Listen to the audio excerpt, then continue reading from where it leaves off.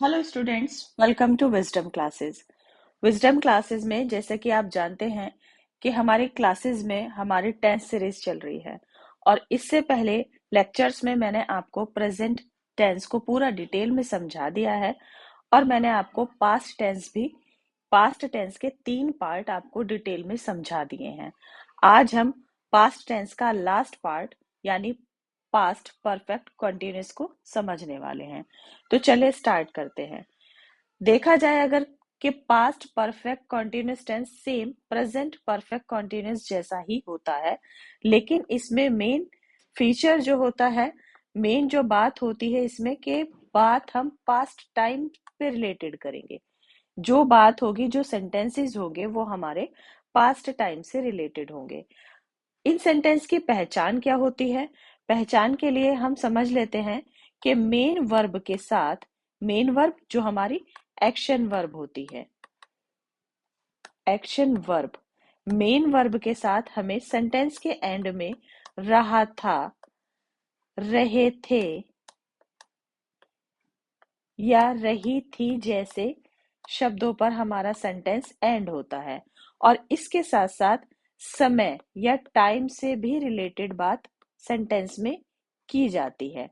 Time से related बात present perfect continuous में भी की जाती थी और इसमें भी की जाएगी टाइम से रिलेटेड बात। यानी सेंटेंस को जब बताया जाएगा, एग्जाम्पल जब आपको दिया जाएगा और उसको ट्रांसलेशन करनी जब सिखाई जाएगी, तो उस सेंटेंस में कोई ना कोई टाइम मेंशन होगा और उस टाइम को बताने के लिए आप, यानी टाइम को ट्रांसलेट करने के लिए आप सिंस और फॉर का यूज करेंगे। अब मैंने आपको पहले सेंटेंस में भी बताया था कि हम सिंस का यूज कहाँ करेंगे और फॉर का यूज कहाँ करेंगे। तो समझ लेते हैं। सिंस का यूज हम करेंगे पॉइंट ऑफ टाइम के लिए। Point of time, point of time से मतलब के फिक्स टाइम के लिए हमें सिंस का यूज करना है।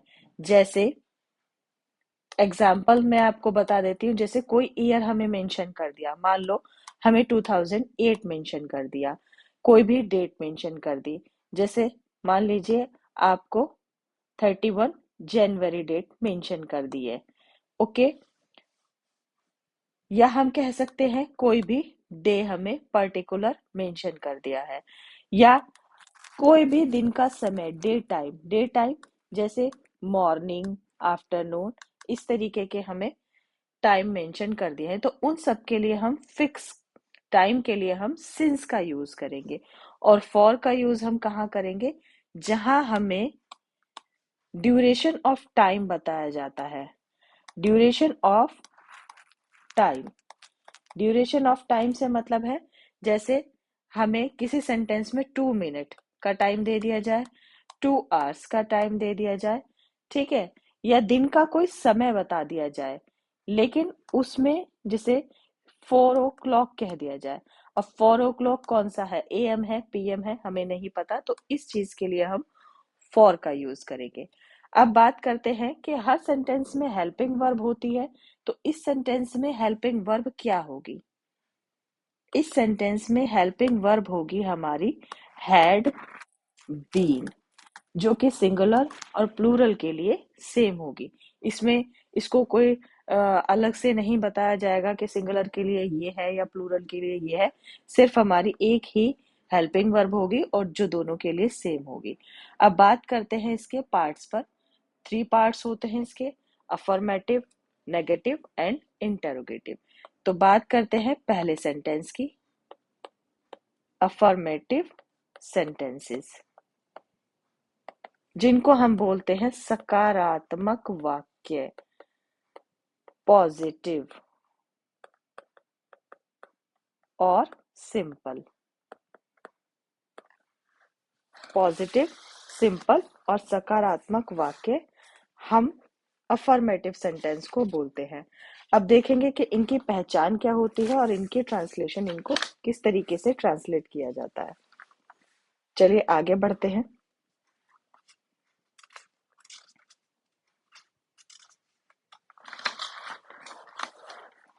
हेल्पिंग वर्ब आपको बता दी गई है कि हेल्पिंग वर्ब क्या होती हैं।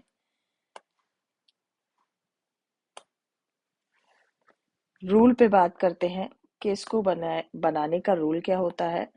स्टार्टिंग में subject plus had been plus V1 में हम यानी वर्ब की फर्स्ट फॉर्म, एक्शन वर्ब की फर्स्ट फॉर्म में हम ing प्लस करके लिखेंगे, ing ऐड करके लिखेंगे, देन ऑब्जेक्ट, देन सेंटेंस के अकॉर्डिंग सिंस और फॉर, उसके बाद जो भी टाइम हमें मेंशन किया गया है। एग्जाम्पल से समझ लेते हैं।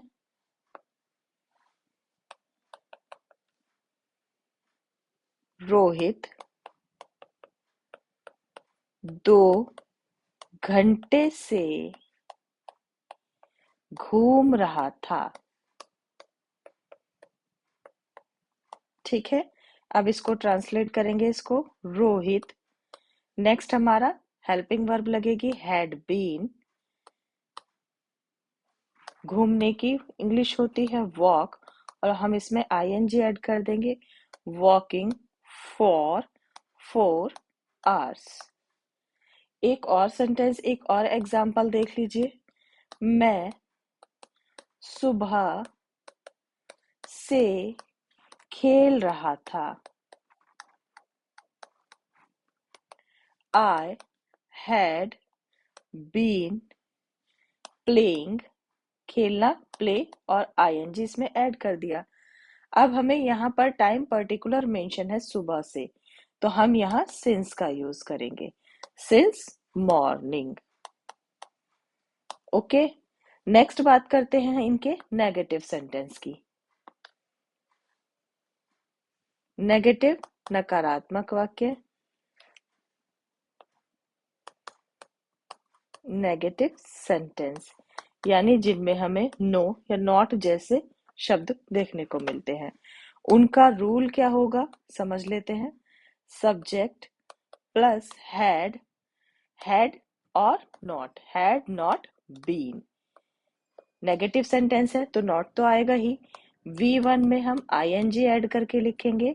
नेक्स्ट ऑब्जेक्ट प्लस सिंस और फॉर जो हमारे सेंटेंस के अकॉर्डिंग होगा, देन टाइम जो हमें टाइम मेंशन किया होता है। उसके बाद इसका एग्जाम्पल से समझ लीजिए।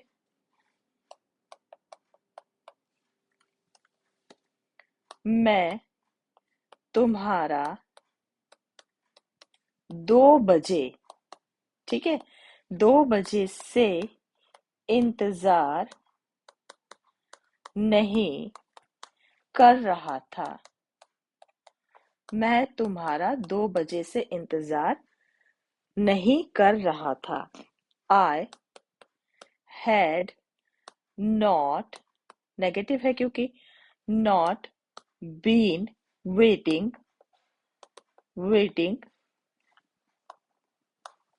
for you since 2 बजे से, ठीक है।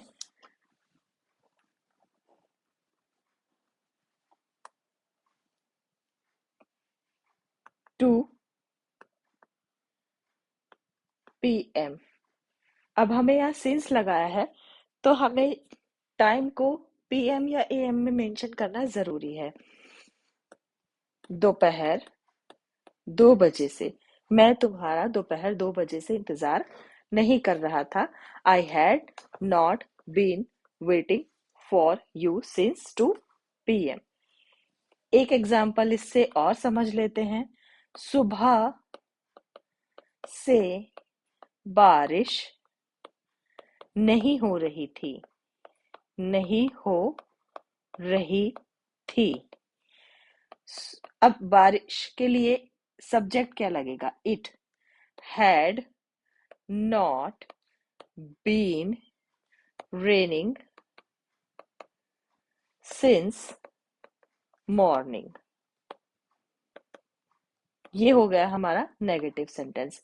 अब चलते हैं इंटेरोगेटिव सेंटेंस की तरफ, जो आपको हर सेंटेंस में बताया जाता है कि 3 टाइप्स के होते हैं। ये पहचान होती है इनकी क्वेश्चन मार्क, ठीक है। पहले वो जिनमें सेंटेंस में क्या वर्ड स्टार्ट होता है, जिनका आंसर हम यस नो में कर सकते हैं, तो हम उन्हें ट्रांसलेट जब करेंगे तो उन्हें हम हेल्पिंग वर्ब से स्टार्ट करेंगे उनकी इंग्लिश बनानी। ठीक है। दूसरे वो होते हैं जिनमें मिड में, सेंटेंस के मिड में क्वेश्चन वर्ड होता है। Question word what, why, where, when, whose, whom, ये सब। थर्ड वो होते हैं जिसमें क्वेश्चन वर्ड के साथ साथ नेगेटिव वर्ड भी ऐड होता है, यानी क्वेश्चन वर्ड भी होगा प्लस नहीं भी ऐड होगा। अब इसी तरह से इनके रूल समझ लेते हैं। जिनको हम हेल्पिंग वर्ब से स्टार्ट करेंगे उनमें हम हैड से स्टार्ट करेंगे। Had plus subject plus been, उसके बाद V1 में ing ऐड करेंगे, प्लस ऑब्जेक्ट प्लस सिंस और for, then time, last question mark. Example से समझ लेते हैं। क्या मैं 2 घंटे से पढ़ाई कर रहा था? क्या मैं 2 घंटे से पढ़ाई कर रहा था? Had I been studying for 2 hours? क्या मैं 2 घंटे से पढ़ाई कर रहा था? Had I been studying for 2 hours? अब वो वाले सेंटेंस देख लेते हैं जिसमें क्वेश्चन वर्ड मिड में होता है। उसका रूल क्या होगा? पहले क्वेश्चन वर्ड की इंग्लिश लिखेंगे, उसके बाद हैड लिखेंगे, नेक्स्ट सब्जेक्ट लिखेंगे, उसके बाद बीन लिखेंगे, नेक्स्ट V1 में ing ऐड करके लिखेंगे, नेक्स्ट हमारा ऑब्जेक्ट आ जाएगा, उसके बाद टाइम और क्वेश्चन मार्क। एग्जाम्पल से समझ लेते हैं इसको। तुम 4 दिनों से वहां क्यों जा रहे थे? तुम 4 दिनों से वहां क्यों जा रहे थे? Why had you been going there for 4 days? Okay. अब इसमें 4 दिन है, 4 दिन की हमें कोई डेट नहीं दे रखी, ना हमें ये बताया जा रहा कि आज से 4 दिन पहले या आज से 4 दिन बाद, तो इसलिए हमारे लिए पर्टिकुलर टाइम नहीं कहा जा सकता, तो हम फॉर का यूज करेंगे। एक एग्जाम्पल और देख लेंगे हम इसका। वह सुबह के 4 बजे से कौन सा खेल खेल रहा था? ठीक है, इसको ट्रांसलेट कैसे करेंगे? विच गेम हैड ही been which game had he been playing since सुबह 4 बजे 4 AM। ओके। नेक्स्ट, जिनमें क्वेश्चन वर्ड के साथ साथ नेगेटिव वर्ड भी ऐड होता है, उनको किस तरह से बनाएंगे हम? क्वेश्चन वर्ड की इंग्लिश लिखेंगे पहले, next had plus subject plus not, next been plus V1 में ing ऐड करके लिखेंगे, उसके बाद ऑब्जेक्ट, उसके बाद टाइम और लास्ट हमारा क्वेश्चन वर्ड। एग्जाम्पल देखो इसका। वह 4 बजे से क्यों नहीं खेल रहा था? इसको कैसे बनाएंगे? Why had he not been playing for 4 o'clock? अब ये 4 बजे हमें पता नहीं है सुबह के 4 है शाम के 4 है, तो ये हमारे लिए फिक्स टाइम नहीं है, इसलिए हम इसमें ने फोर का यूज किया है। अब आपको पूरा पास्ट टेंस समझा दिया गया है, चारों पार्ट इसके बता दिए गए हैं। अगर आपको कोई क्वेरी है तो आप मुझे कमेंट करके भी पूछ सकते हैं, या मेरे पुराने वीडियो लेक्चर्स भी देख सकते हैं, प्रीवियस वीडियोस भी देख सकते हैं। आई होप आपने मुझे सब्सक्राइब किया होगा। अगर नहीं किया तो please like, subscribe and share. मिलते हैं अपने नेक्स्ट टेंस में यानी फ्यूचर टेंस में। तब तक के लिए आप अपना ध्यान रखें। Goodbye and take care. Thank you.